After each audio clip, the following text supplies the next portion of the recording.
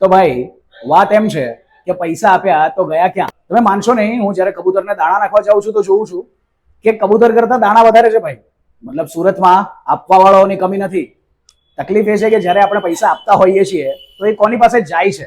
શું એ પૈસા રાઈટ જગ્યાએ વાપરવામાં આવે છે કે નહીં? આ એક સૌથી મોટો પ્રશ્ન હોય છે. પૈસા લીધા ક્યાંથી, એનું કર્યું શું ને એને આપ્યા ક્યાં? આ બધી માહિતી સાથે એક ગેમ શો તમારો આરજે વીર લઈને હાજર છે. આ ગેમ શોની મજાની વાત એ છે કે આ એક ખાલી ગેમ શો નથી, આ એક ઇનિશિયેટિવ છે કે વિમેન્સ ડે આવે છે અને ખાસ વાત એ દિવસે આપણા મહાદેવની મહાશિવરાત્રી આવે છે. તો એ રાતનું મહત્વ વધારતા કહી શકીએ કે એક્ટિવિટીની શરૂઆત આપણે કરવા જઈ રહ્યા છીએ, જેનું નામ રાખ્યું છે આપણે દુર્ગા ડાયરીઝ. એટલે કે આમ તો 9 દુર્ગાઓ છે જેમની આપણે પૂજા કરીએ નવરાત્રીમાં 9 દિવસ, પણ અમારી પાસે એવી 35 દુર્ગાઓ છે. આમ તો મા દુર્ગા આપણને આપે, પણ આ 35 દુર્ગાઓને આપણે કંઈક આપી શકીએ તો એવું સમજવાનું કે માને રિટર્ન કર્યું છે. તો એ મોકા માટે એવી 35 દુર્ગાઓ કે જે દુનિયા એને અનાથ કહે છે, પણ હું કહીશ કે કદાચ સૌથી મોટો પરિવાર જ એની પાસે છે, જેની પોતાની માં પોતે દુર્ગા હોય, જેના પિતા શિવ હોય અને એની સાથે એની 35 બહેનો રહેતી હોય. એવા પરિવારમાં રહેવાની કઈ અલગ જ મજા છે. આ એવા બાળકો છે કે જે 4 વર્ષની બાળકીથી લઈ અને લગભગ 17-18 વર્ષની છોકરીઓ સુધી જે અત્યારે પોતાનું ભણતર મેળવી રહી છે, જીવનને સારી રીતે જીવી રહી છે વગર મા બાપે, પણ 35 બહેનો સાથે. આ પરિસ્થિતિમાં એ લોકો જે જીવે છે ને એ જોવા જેવું છે. એ જીવતા એની પાસે શીખવા જેવું છે.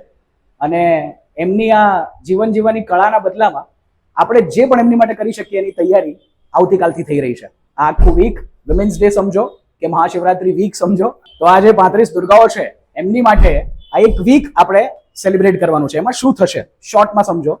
આ હું રોજ રોડ પર નીકળીશ, અલગ અલગ લોકો, અને ખાસ કરીને કોશિશ કરીશ કે એમાં પણ દુર્ગાઓ હોય, એટલે કે છોકરીઓ કે સ્ત્રીઓ કે ફિમેલ્સ પાસે જઈશ અને એમની સાથે એક ગેમ રમવાની છે, આપણા બધાની ફેવરેટ 1 મિનિટ વિથ વીર.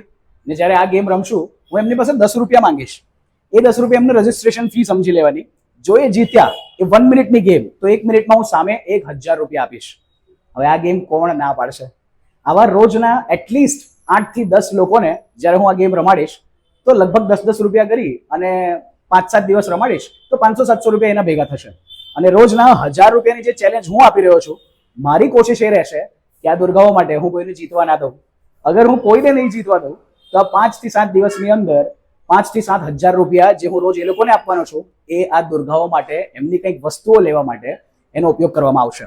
ને એ પણ એવી વસ્તુ કે જે એમના રોજિંદા જીવનમાં સિરિયસલી જરૂર છે. કદાચ સમાજ કે દુનિયા વિચારી પણ નથી શકતી કે એમના માટે આવી વસ્તુઓ પણ આપી શકાય. એવી વસ્તુઓ અમે આપવાની કોશિશ કરશું. અને કદાચ ભણતર રિલેટેડ, એજ્યુકેશન રિલેટેડ કોઈ વસ્તુઓ આપવાની કોશિશ કરશું. ખાસ કરીને મુદ્દો એટલો છે કે જે એમની જરૂરત છે એ પૂરી કરવાની જેટલા હદે બને એટલા હદે એની કોશિશ કરશું. જેમાં તમારો 10 રૂપિયાનો સાથ હોય, મારો 1000નો સાથ હોય, કે પછી આ સેવાનંદનો ગણી પણ ના શકાય એટલો અમૂલ્ય સાથ હોય. સેવાનંદ એક એવી સંસ્થા છે રાધે ઢોકળા તરફથી કે જેમણે લાસ્ટ મંથ જ 1 લાખ રોટલીઓ ખવડાવી ગાયને. ને એ પણ એવી ગાયો જે દૂધ નથી આપતી, જેમને લોકો રાખે પણ નહીં પોતાની પાસે, કારણ કે એમના પાસેથી એમને કંઈ મળી રહ્યું નથી.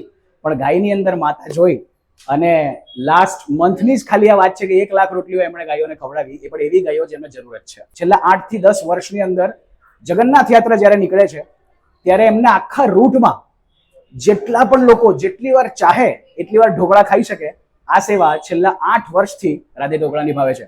પણ એ સેવાનંદ ટ્રસ્ટ છે કે જે આ કામ એમની પાસે કરાવે છે. અત્યારે આપણા આ કામમાં પણ સેવાનંદ ટ્રસ્ટ જોડાઈ રહ્યું છે.